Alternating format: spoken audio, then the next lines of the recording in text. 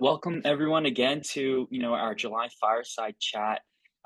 Just to kind of quickly introduce myself, I am a second generation Korean American. I'm studying school psychology right now at Rutgers University, and I recently just completed my doctoral internship at Kennedy Krieger, Johns Hopkins University School of Medicine down here in Baltimore. I specialize in particularly in behavioral psychology, applied behavior analysis, and in neurodevelopmental disorders. I previously served as the youth group director at Grace Ministry in South Jersey. So I think I got a chance to look at some of our registrants as well. I think some of us are from Jersey, so if you are, woo woo. And so but I really seek to create spaces for youth to flourish, mentally, spiritually, and physically as well. I also want to give an opportunity for some of our awesome, panelists to also share themselves as well. So just kind of going in the order that we have here. Perfect. Soyoung, we'd love to hear a little bit about yourself. Mhm. Yes, hi. Thank you for having me here. It's really an honor. I'm very grateful for this space. I'm really looking forward to the conversations that we'll have.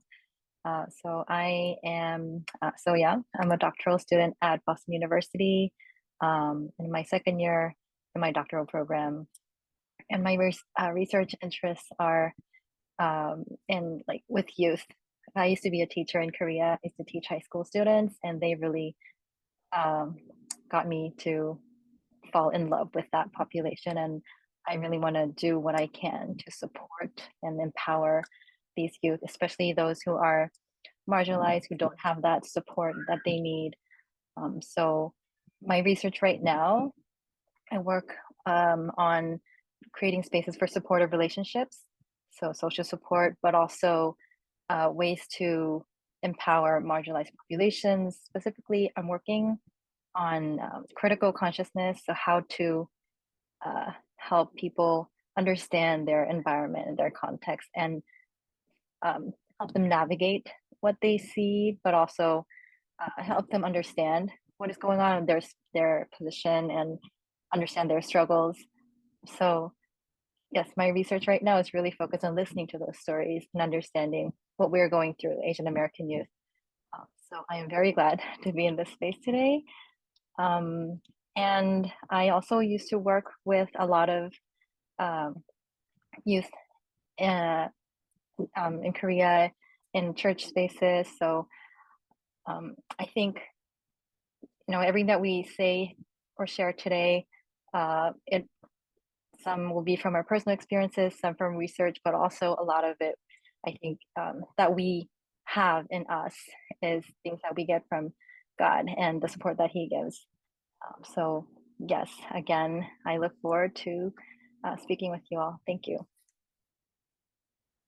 Nadi, if you're ready and able to, we'd love to kind of hear a little bit about yourself as well. Yeah. Hi, everyone. I'm Dara Yu. I'm a PhD candidate at New York University Silver School of Social Work. I was born and raised in South Korea and moved to pursue my PhD at NYU. And my research area, both in South Korea, in the state, are population with immigrant backgrounds or minoritized backgrounds, especially racial and ethnic minority. In South Korea, I did some research on North Korean refugees or like bi-ethnic children in Korean setting. And in the States, I do research mostly on Asian and Latino populations. And my research interests are around how to promote social justice and mental health and well-being of these populations, like must like basically doing social work by doing research. And I'm really glad to be here since like doing the research on like Asian American population for me, it's being in the between space of like outsider, both insider perspective since I was born in Korea, so technically not I'm not like American and but I'm Asian, so it's been a challenging question for me. So I want to share my experience as an international student and also researching Asian American populations in social work school as well. And nice to meet you all.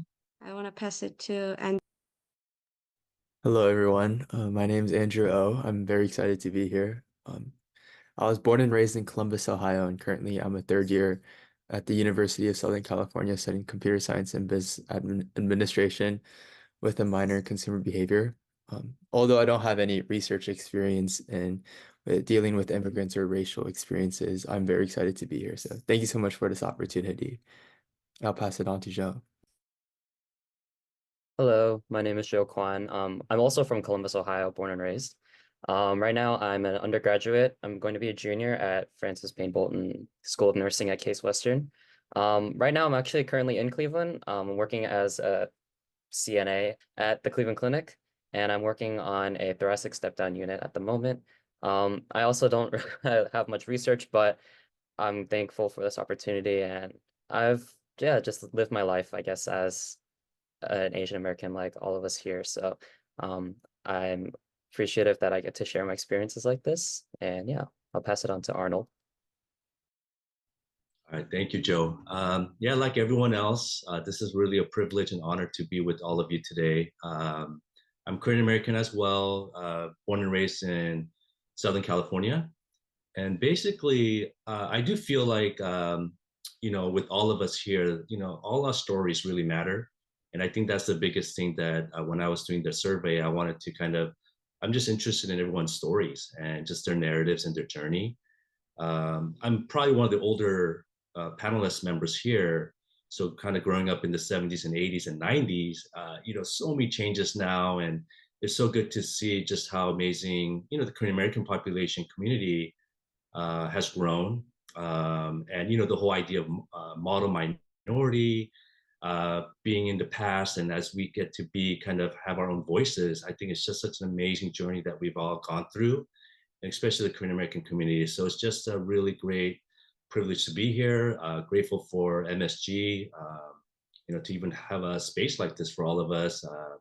I think it's just great for all of us to learn from each other and continue this work with Korean American identity, mental health, and just how important those two are important, especially as well as Christians and as believers. So thank you so much for this opportunity.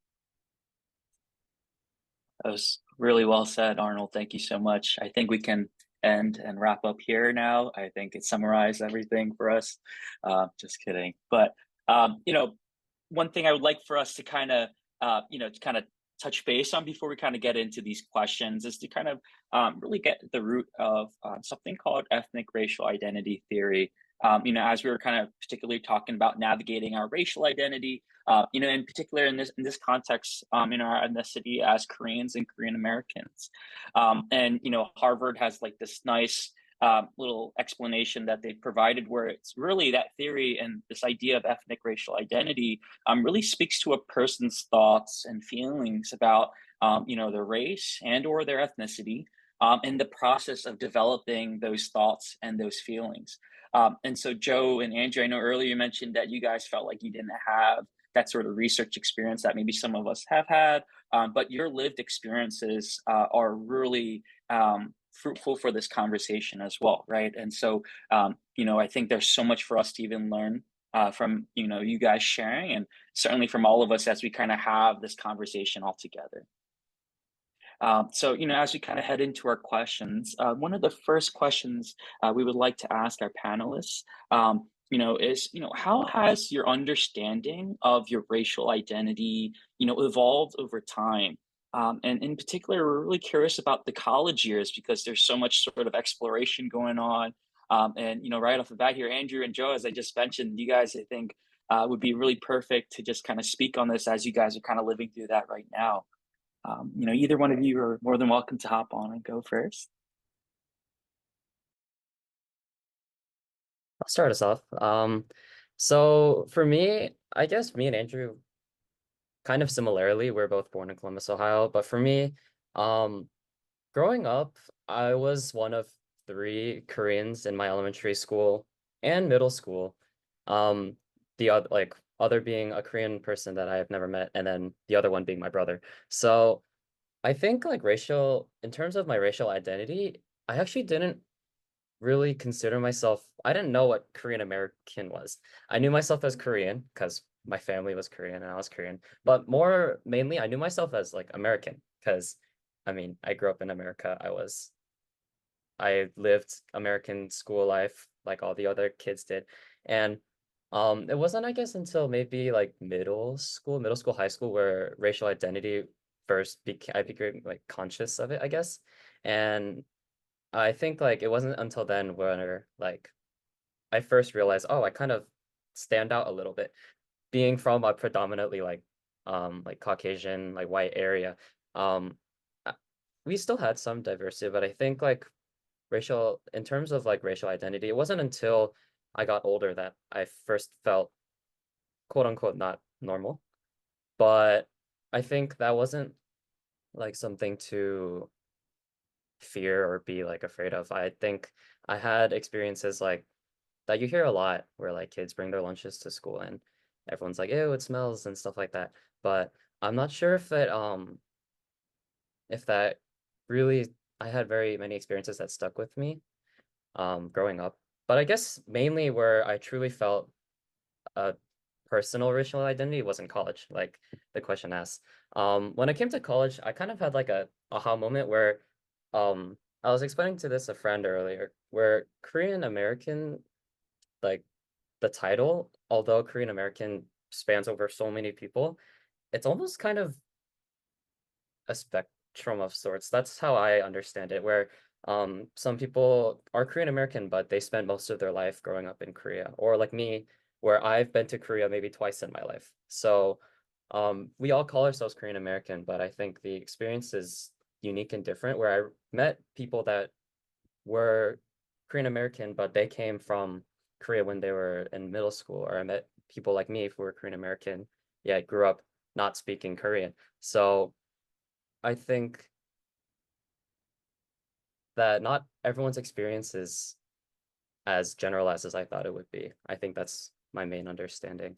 And I think that helped me to kind of be able to understand people better because I only knew Korean American to be someone who was American, completely born and raised here. But Korean American can also mean like, oh, this is like maybe like my first couple years in America, and yet I'm still Korean American, and I don't know, I guess that stuck out to me mainly in college. That's the answer. Yeah. Oh yeah. One quick comment I wanted to make because I think it's really a great point that you bring up about like this sort of spectrum of experiences that one Korean American can have, and I think um, you really explained it really well. Where I think you're really touching on how we grew up culturally really impacts how we kind of navigate the spaces that we're in, recognizing that within ourselves and the other people around us. And I when you're growing up in an area when you're like as you mentioned one of three Korean Americans and you're off to college or in a usually in a bigger city or in an area where they might come into contact with other Korean Americans. I think that was something that I think that was just really insightful as you were kind of sharing. Andrew, how were your experiences like similar, different? Yeah, I think kind of similar to Joe growing up. We both grew up in like the same Midwestern city, and I think just being in the Midwest, you're not really surrounded by a huge Asian community. I think like when I think of that, like for example, like when I was in school, I think there might have been maybe two or three other Asian kids in my elementary school, and then even high school is such a small population that I never really associated myself with like it was like I feel like in college I've heard the term like where other schools like Asians may stick together, but at my high school just nothing was like that. But I think where I really did find like an Asian or a Korean community growing up was at my church. I went to a Korean American or Korean church and a Korean American church, and there are a lot of other kids who are like me, second generation Korean American that were also there. And so I think from that experience and just growing up within that environment, I kind of thought of myself as more Korean American, both in the languages I speak, the foods I eat, and kind of like the customs that I do, whether it be like the Korean New Year or like other events like that. However, I feel like when I went to college, although like some of that kind of existed, I feel like the space that I knew of like as Korean American where in the church, like we might be speaking in Korean to adults was now replaced with like maybe like everyone there knew English because maybe other people were like third generation, fourth generation, so on. And that identity or that identity as a Korean American kind of like I feel like it kind of gave more way to more Asian American, as since like the people my closest friends in college are now Asians, and even within us, we don't really see ourselves as different. Like, oh, one's Asian, or I mean, one's Chinese, one's Korean, one's Taiwanese, one's Japanese, and so on. It's just all like Asian American. And I think so. Basically, where I'm at right now, I feel like now I'm more seeing myself as Asian American rather than a specific subset as Korean American. And I think that's just because of how the environment around me has changed. The people I interact with changed, and also like the generation of Asian American they are is also different. Yeah. Yeah, also another really great point. And I think that's the context of also living in America is that we are able to come in contact with our ethnic groups, and whether we as they become our friends, we might not kind of look at it so specifically as like, oh, I'm so and so ethnic group, and you're so different or in different ethnic group. And I think kind of being able to kind of come close together in that way, I think that's another really insightful thing to be sharing. So thank you so much both for kind of helping us understand that. Um, Another question that we definitely have for our panelists here is, how do you recognize and respect, your personal boundaries when it comes to, studying and self-care, as a lot of us are students right now, as Korean Americans. Soyoung or Arnold, any thoughts to this? Well, yeah, I can get us started on this. So pivoting a little bit to self-care from racial identity. I think the first thing for me was to learn that self-care is a thing, because it's often just overlooked, and it's like, it's you have these assignments, you have these tasks that you have to do, that you're required to do, and you don't really think of like caring for yourself as really a thing that needs to be done. Um, and when you have that mindset, you don't tend to prioritize that time.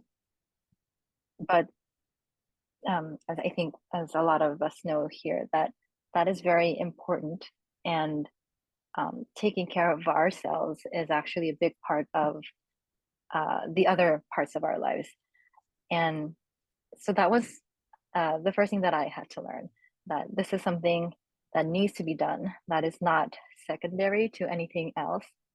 And so for me, I guess I started to build that into my schedule, or like when I have these tasks, I would sort of try to find that balance of, I have these kind of things that I need to do.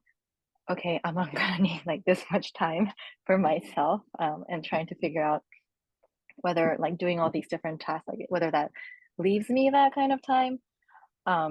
And uh, to be honest, it's not easy to find the right balance. It's often like um, you, well, for me, the things that need to be done, like work stuff, like school things, they do tend to sort of push my boundaries of self-care.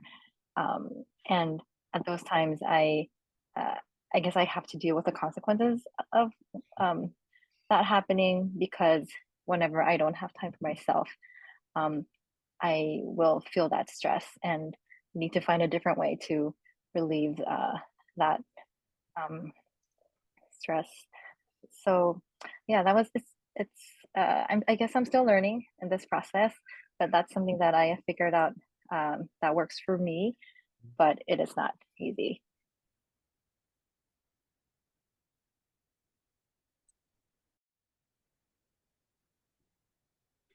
Shall I go?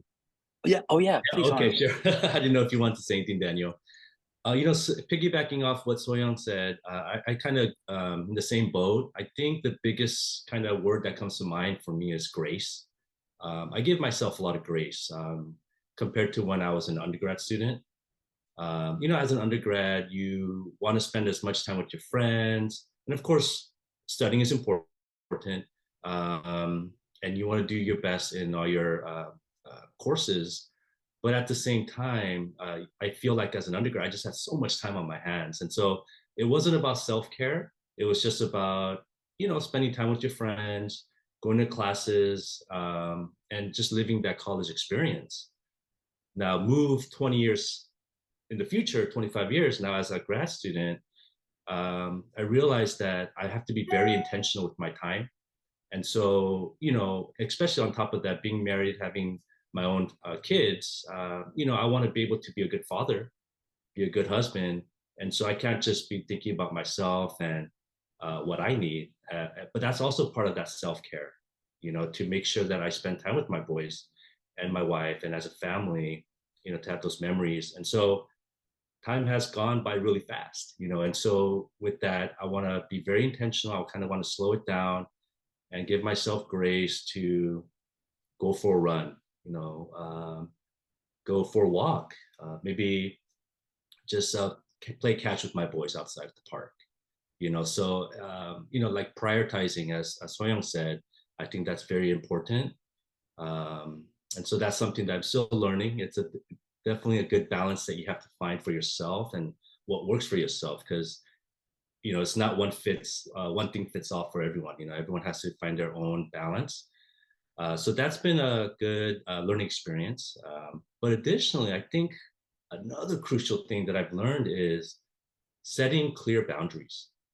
As Korean Americans, and this is kind of how I was raised with my parents, and I was the eldest in all my families and my extended families. And so I had that responsibility as chache, to be a certain way, to be that example. And, of course, I took that role very seriously.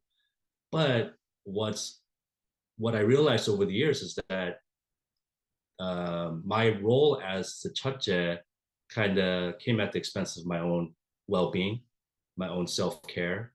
And so everything else that was important to me kind of took a back seat. And so now that I'm a grad student and married and have my own kids, it's about setting that boundaries and not being that people pleaser. Whether it be a grad student, undergrad student, I feel like that could be kind of across the board a very important learning to make sure that you have self-care as a priority. And so I think those are maybe those two things that come to mind in regards to this question. Yeah. I completely agree with what Arnold just said, and I think we have this thing in common that we both have kids. It just eats up our lives really quickly. But I just wanted to add that maybe something that needs to be done when we're thinking about self-care, that's really actually important that we don't often always do, is just thinking about ourselves and knowing ourselves, because we are the one that knows ourselves the best, right? And so when I was talking about balance before, like, how do I know how much time I need for myself? And I think that answer comes from like how much you know about yourself, and like, your pressure points, how to relieve stress, and you know what you want, you feel that it's important, and just knowing that. And also what Arnold said, like not being the people pleaser, being able to say no to things, which is really difficult, I think, with our Korean work ethic and mindset. But still, like, again, learning those skills and setting those boundaries are really important. Yeah, you both brought up really great points, and the idea of just prioritizing yourself, and being able to prioritize what's important to you, as well as kind of balancing even the values of your family, as Arnold had also mentioned, and trying to navigate those two spaces. I feel like, especially in the mental health field, they're always saying do as I say, not as I do, because we all kind of struggle with this, right? And the idea of boundaries is, I think it's really tough. I feel like in our context as Korean Americans, where the value of the group, or our family, our village, if you will, is should be put first. And so putting ourselves first in whatever capacity, even if it means to getting more sleep or going in for that walk or just trying to do something for ourselves that might be considered as self-care. I think that's really difficult. And one thing I did want to share, and that was coming to mind as you guys were sharing about that, and as we're thinking about like navigating this, I think I once heard that boundaries, especially kind of explaining it to friends and family. What I've tried to tell them is that when I set these boundaries, it's the best way I can love myself and love you. And so I think that was something that was like a really nice sort of frame.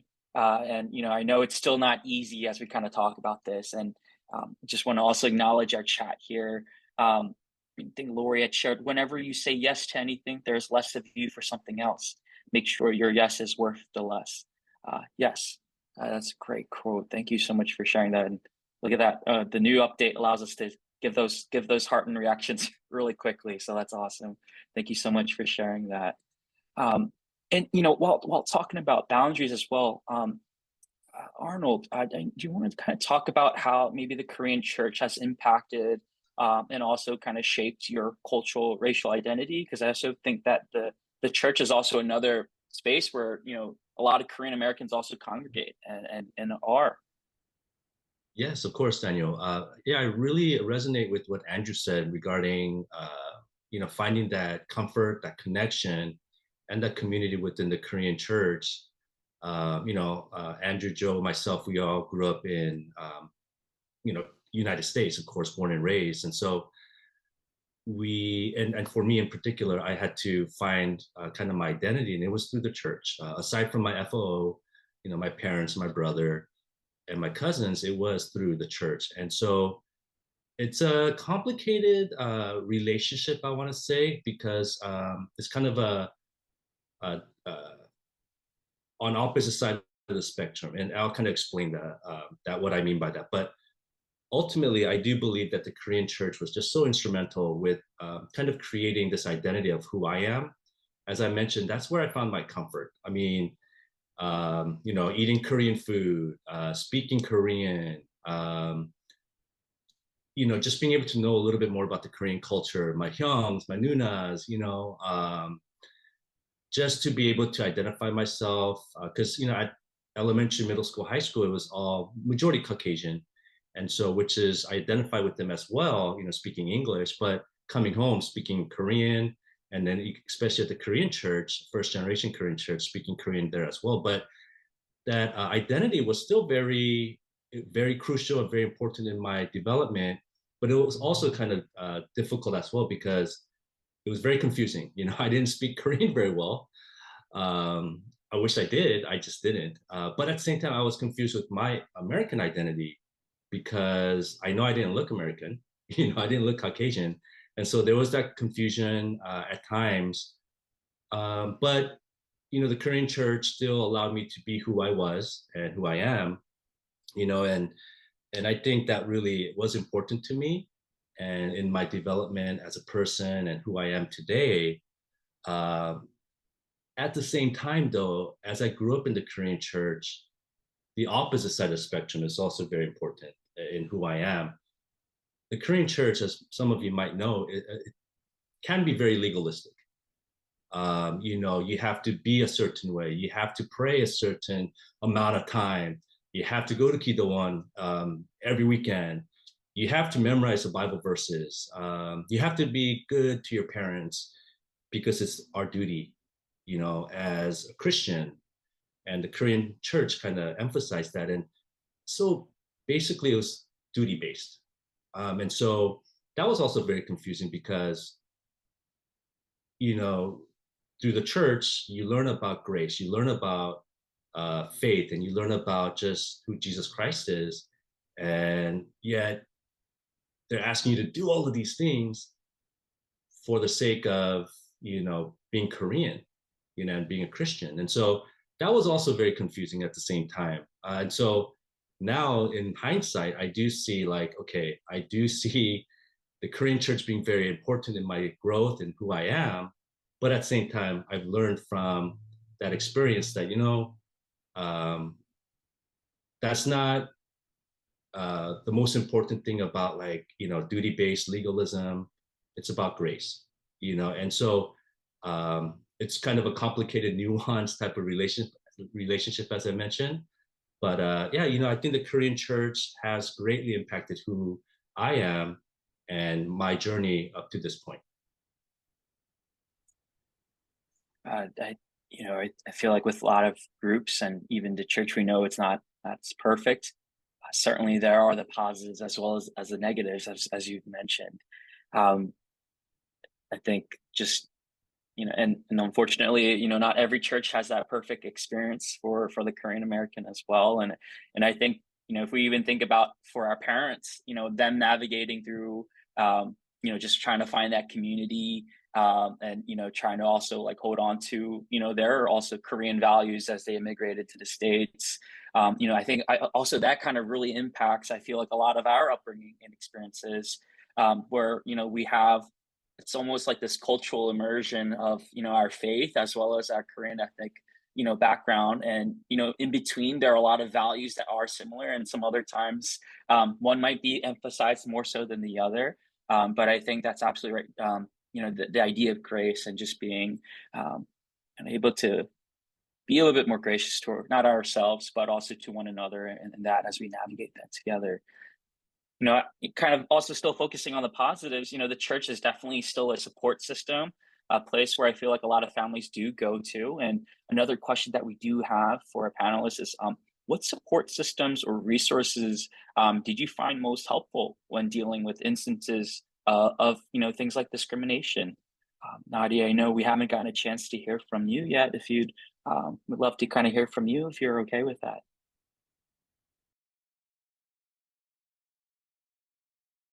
Yes. So actually, the internet connection here is not that great.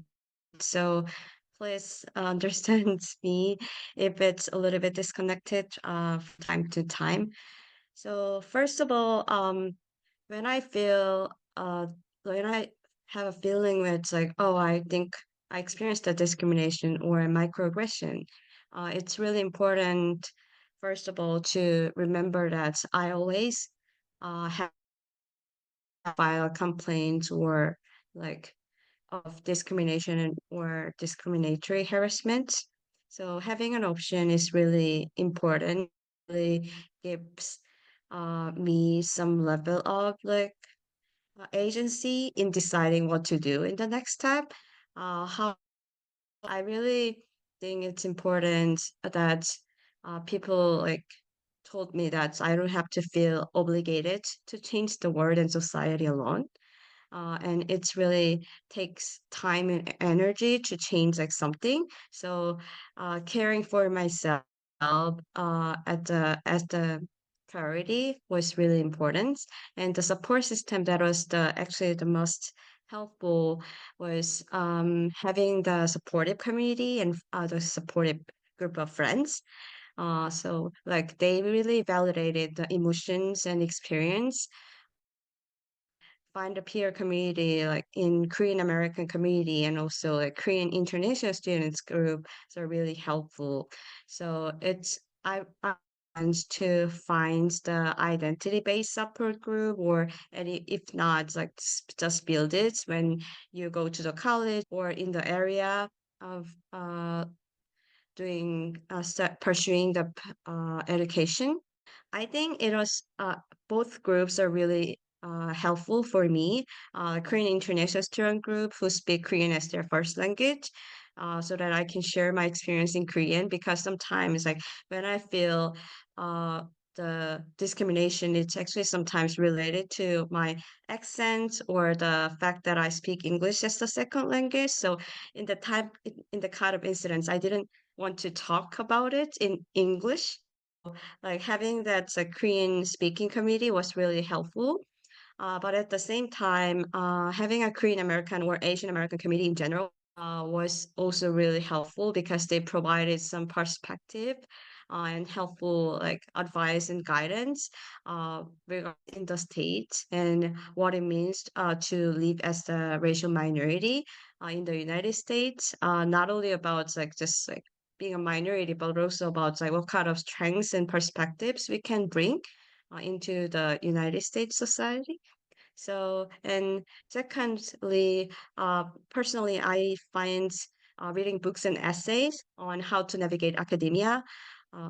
So it was really helpful. Like for example, like reading the book by Bell Hooks about like teaching to transgress or teaching committees was really helpful because like she also navigated in the intersection of like education system and being a and of color and also born raised in like Christian community as well. So even though like she's not Korean and Korean, it's been really helpful to decompress the emotions and being resonated with the feeling and feel validated. And last but not least, also finding therapists is so important. I wrote a blog post on MSG on how to seek therapy as an international student since it was really challenging in the first place. And I see a lot of people actually like just give it up like when they feel like when they do not feel the perfect match in the first try. So finding someone who really share the values style of the therapist is really important and try several therapists. And yeah, I think that is pretty much everything from me. Yeah, it's so much gems there as you were just mentioning in terms of, the support systems and resources.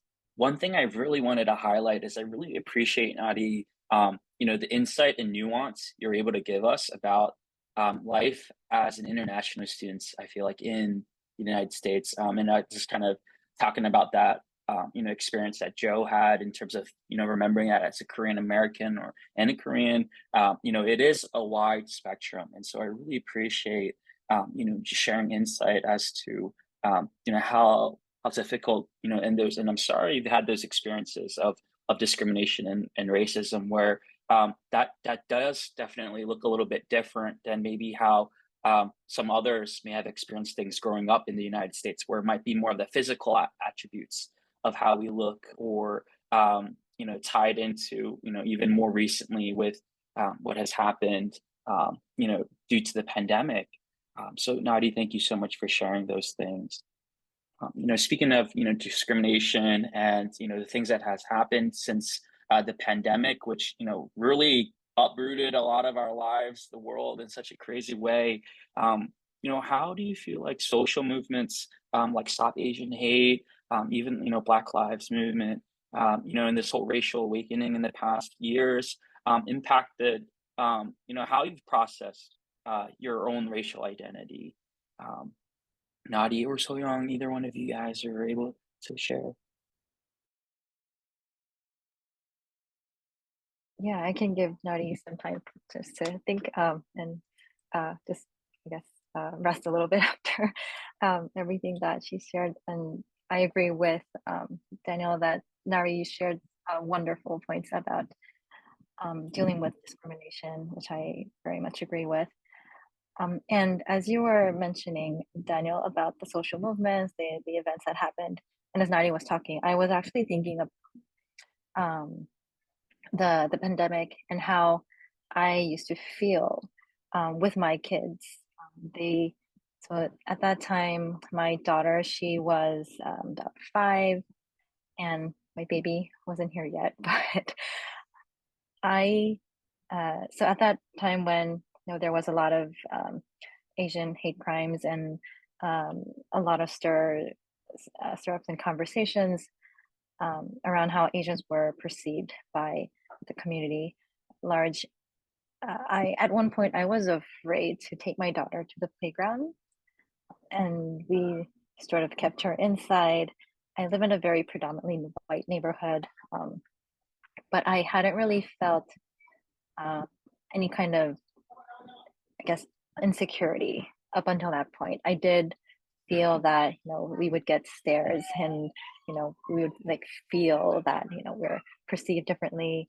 But then during the time of the pandemic, I really felt that I really felt for my daughter's safety and also for our family's safety, which just thinking back at that moment is really just not a happy moment. It's very sad to think about your home and the place where you think they belong, but you don't really belong there, and or they're not perceived to by some people, and that is just very hurtful, and something that actually drives me in my research today, because I am trying to yeah, like look into how Asian Americans perceive these kind of experiences, and also to uh, think about how we should position ourselves in these kind of contexts. But yeah, at that time, I think that when you feel that kind of insecurity, or that threat to your safety, or your family's safety, it really makes you think about um, who you are, and who I guess it has this detrimental effect of like separating yourselves from the people that are around you. I love my neighbors. I love my community. My daughter goes to an amazing school, and there's a great culture there. But these kind of events, it can almost lead you to, really separate yourself, create this in-group and out-group that I don't know, might be helpful in some instances. But then I think there are more harmful effects of that kind of separation. And I think for her, I'm so glad that she was not old enough to think about these um, issues at that time. I think she might be now, because she does bring them up more, like how her friends are of a different color, their skin color, and how they are different culturally. They do things differently. So she is now more aware. But I think when you experience that as a more cognizant, maybe teenagers or older children or youth, it really would, make you think about who you are, what this place is, and yeah, like just really make you really double think about your position in that context. So actually, I'm very interested to hear from Andrew and Joe about their experiences in this at that time.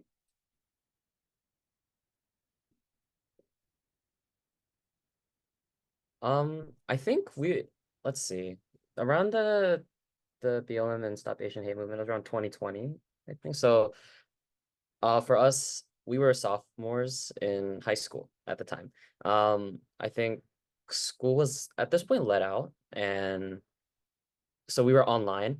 But I do remember like hearing stories like um about like people. I remember there was like a news article about an Asian grandma that was like assaulted on a bus as a result of like the rise of COVID-19, and it was like a specifically Asian targeted hate crime because like the offender that did, if I remember correctly, was like said some racist comment like "go back to your country" or whatnot, or like "look what you started."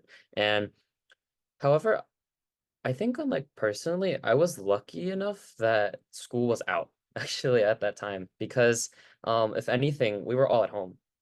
We were all not together in the school building, at least not nearly as often. So although I saw it a lot on social media, um, like social media was where most of like you would see like maybe like Asian hate comments or like a lot of news regarding Asian like hate. Um, I think I was pretty lucky as to not have to face people as much. And I think whether that be a blessing or a lack of learning in disguise, like, yeah, I don't know if the attacks are like much of the harm really faced us. Andrew, I'm passing on. What do you think? Um, I think kind of in a similar experience to Joe. Um, I didn't directly feel any impact by those movements. Um, I remember the stories that Joe mentioned, like the elderly Asians getting assaulted or beat up, but all those kind of felt kind of distant, even though they were in the US. It didn't feel like it was happening around me or near me or even could be at me. Even like with my Caucasian friends, nothing really changed. It was the same. And then even like when I was interacting with other people throughout the summer through like sports tournaments, I didn't feel any other impact, any other emotions from them related to these movements. So I guess in that same manner that I wasn't really impacted by by these movements, but I'm sure other people in the country were, but I think just where I was located, I wasn't impacted much. Yeah, I think like to summarize, me and Andrew were fortunate, if anything, to grow up in a community, though not as like diverse in regards to their Asian population. To an extent, they were understanding, but it's obvious that that's not like a countrywide thing that people could share, demographically, and maybe like other areas, like other states. Um, I'd probably imagine it'd be a lot worse, but I think we were fortunate enough never to feel afraid or unsafe or targeted or attacked in any major way, I think. I think mainly where I saw it and maybe Andrew saw it was social media. Yeah, I think that's very well summarized. Yeah. Thank you, Joe.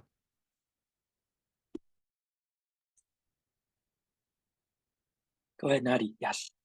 Yeah, so speaking of my personal experience, located in New York City, at the time of COVID-19 pandemic, I didn't experience the direct racism or direct discrimination, but there are a lot of social media, um, like posts and also the real like hate crime against Asian women in New York City.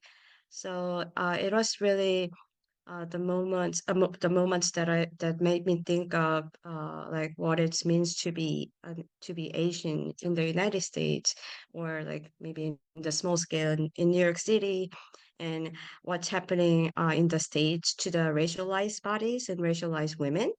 So it's that moment was really actually like the kind of the changing moments that made me think of like other racial group as well, and for me to have an opportunity uh, to learn more about the like Korean American history and like Korean American history, like for example, like Saigu, like the everything happens in Los Angeles and the relationship like Black and African American communities, and hearing from their perspectives and their experience.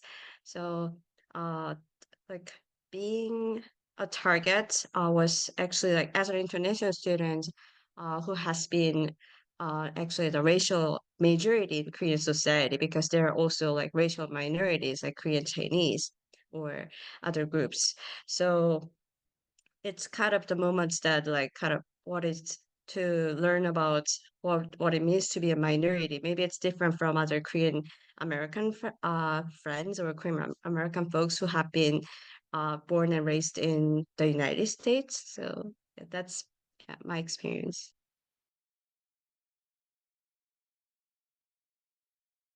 Thank you, all of you guys, for sharing your different perspectives. From a family perspective, as a undergraduate college experience going back home, and even Nadia kind of touching more, even again those nuances. I keep coming back to that of like even an intersectionality. I think we can even get into a whole nother sort of conversation. What it was like to just even be a woman, Korean American, in New York City at the height of the pandemic, and I think it certainly was a scary time, and it certainly impacts, I think, a lot of our own personal mental health as we kind of navigate what we saw in the news, what we're experiencing personally in our lives. Um, and one thing I would love to kind of ask our panelists here, Andrew and Soyoung, if you guys would have any advice for Korean or Korean American students. I know Nadia had touched upon this earlier with resources as well, but what sort of advice would you give to students who are struggling with, their racial identity, as it relates to their mental health? Yeah, I can kind of speak on this. I think one thing for me that's kind of helped is just growing to learn that there's people around me that have also experienced this, that even though for me it might seem that like I'm the only one in this situation, or like it's a situation that I'm kind of drowning in, that someone else has experienced it around me. And I think kind of just knowing that, and I think kind of going back to what Nari said about the different communities around you, I think kind of leaning on those communities have really helped me with both of those things. Kind of like just asking other people like how they've dealt with it, and just knowing that there's like that safety that they provide, that when I'm with them, that even though I may be going through these things, that yeah, other people are there to support me, and other people want me to not experience these things forever, but eventually overcome these. Yeah. Yeah, I think that's excellent advice. And uh, I I had my personal struggle through my identity. And I'm Korean. I was born in Korean. But I grew up in the States. Sort of back and forth is a long story, but just to cut it short, uh, my childhood was in the States, but also partly in the Netherlands, and so I have had this huge racial, ethnic identity crisis up until I guess like college.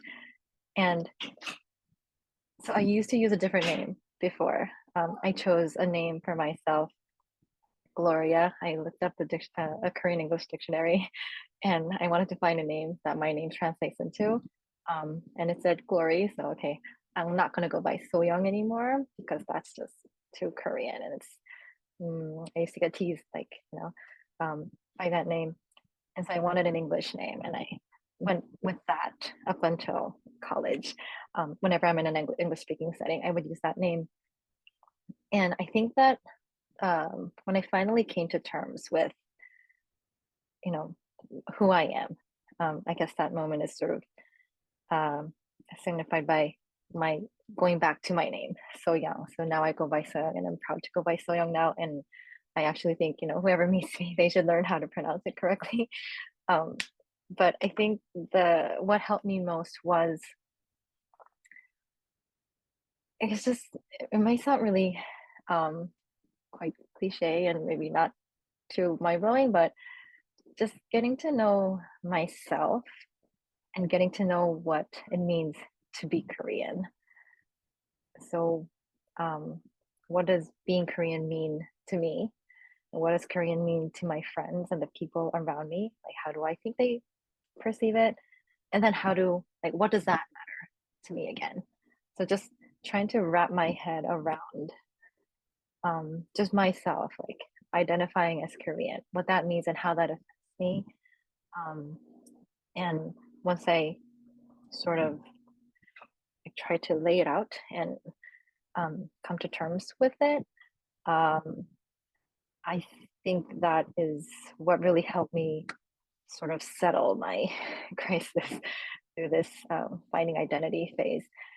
And I'm not at all saying that, once you have, settled that, okay, I'm gonna be Korean, it's not finalized, right? Whatever, whenever events happen and, unsettling things happen, it's sort of like, it's like dust in water, like you stir it up again and it rises up again. But I think that is something that might help people, just finding that time to just explore, like think about it. I don't think that anyone could say you should be this, right? It's not something that people can decide for you. And I think you should also remember that it's just okay to be you. You don't need to be something. Yeah, it's not something that's like designated, like you gotta be Korean American, you gotta hold on. I do believe that people should hold on to their Korean heritage, but it's something that I believe that works for me. And everybody is different, they grow up in different contexts, and so I think that is something that just everybody who is struggling and wants to, I guess, figure out who they are can try at one point. And I could totally agree with the people around you, leaning for support getting support is not wrong. Whenever you need support, you should always ask and look around you. There are people who have had these experiences, ask for their stories. They might not have the answer, but they might have a way that you can try out that could work for you. Yes, thank you both so much for kind of sharing just, your personal experiences tied into how, what advice you would give to, other students, and just kind of taking that time to really think through our own, identity journey, if you will, as well as remembering that we're also not alone in kind of figuring that out and the experiences that we're going through. I know we're at an interest of our time. I want to definitely head into those small groups, but I do want to give Arnold just one last opportunity to answer our very last question. If you're able to kind of share it briefly, what changes do you feel like you've seen, in our society or within the academic environment, with this idea of just advice and better supporting Asian American, Korean American students? Yeah, thank you, Daniel. Just very shortly, quickly, I want to just make sure that, as Shoyoung, Joe, and Andrew, we all said, Nari as well, yeah, it's all about community within society, within the academic environment. We all need to find our community, whether it be through the church, whether it be through, like MSG, right? I wish MSG was around when I was an undergrad, back in late 90s, early 2000. I mean, I think it'd have been such an amazing experience to really be able to identify with other Korean Americans and their experiences and their journeys. And that's so crucial. We cannot understate how valuable that is to have resources like MSG. And of course, as we all mentioned earlier about finding, maybe a good therapist, or, focusing on your well-being and your mental health. Um, Being a student is tough, being a parent, being a church leader, all of those things are so, it's time consuming, and it really takes a lot of effort. It really drains your energy out. But to find a community that you find respite, you find who you are as a Korean American, whatever your profession is, I think that can be understated enough. And so I think that's the biggest thing that I've seen, where we can find grace in where we're at, what we're doing, and finding that community. And so, whatever university you're at, whatever profession you're at, I think that's the biggest change. That it's okay. It's okay to find, not just do it on your own, but find that community. And when you find that community, I just feel like it's going to be so worthwhile to encourage you to find hope and healing. As the MSG's vision, I was reading it earlier about finding hope and healing with other Korean American, communities. And so, yeah, I think that's kind of my only final thing, where it's the biggest thing that I've seen change is the fact that the community is so valuable. Thank you so much, Arnold, just for really highlighting the importance of our communities, and that change that you've noticed as well. I really also want to thank the rest of our panelists as well for just kind of really sharing your insights and really just helping us to kind of learn and hear from your lived experiences as well. So thank you so much. I believe we're going to head into breakout rooms now. So again, on behalf of MSG, I would like to extend heartfelt gratitude to our incredible panelists, Andrew, Joe, Arnold, Nadi, Soyoung, and Daniel, for beautifully moderating. Let's give them applause if we can, with emojis.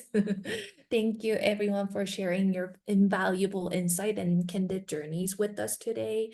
And now, as we have repetitively shared, and also what as Nadi have shared, I'd like to introduce several resources that MSG have for you to explore. On our website, we have an online directory for Korean American mental professionals across the nation. You can select the state and browse Korean American mental professionals. Also, we have the reports here And also this is the blog post and podcast. For the podcast, it is hosted by Dr. Sam and Sharon Kim. The podcast caters to professionals and lay people, and even to those who are simply curious about research. And also for the blog post, as Nadi have shared, there is a post where Nadi posted and other grad students or mental health professionals have been sharing their insight with us. So please feel free to check our website, and everything that I just mentioned are on our website. And next, we have upcoming Heart-to-Healing Fireside Chat series. These are monthly sessions. And in August, we will be inviting Dr. Josephine Kim, the founder of MSG, sharing more about Korean American parenting. So if you are a parent or curious to know about parents, we would love you to join that session. And for September, there will be a session with psychiatrists where we will talk about mental health and psychiatry. So everyone, you are all welcome to join. And moving on, your feedback is crucial for us. So for our next Fireside Chat series, so please take a moment to submit your survey and help us enhance our upcoming monthly series. So if you can scan that code with your phone right now, that'll be great. We will be curating based on your feedback for the next monthly session. So we love to hear your voices. And spaces like this where we can uniquely hear directly from students are so needed. We are really looking forward to amplify those voices. And if you have any people in mind, we would love to hear that as well. So yeah, please take a moment and share with us. Last but not least, we would like to talk about giving. Your generosity can make a real difference. So by donating to our cause, you'll help us continue providing vital resources and support to Korean American individuals who really need this. And every contribution, no matter the size, helps us break down barriers and ensure that mental wellness is within reach for all. And again, thank you everyone for joining us on Wednesday evening. We hope the rest of your week is as rejuvenating and inspiring as our time together. Thank you again, everyone, once more.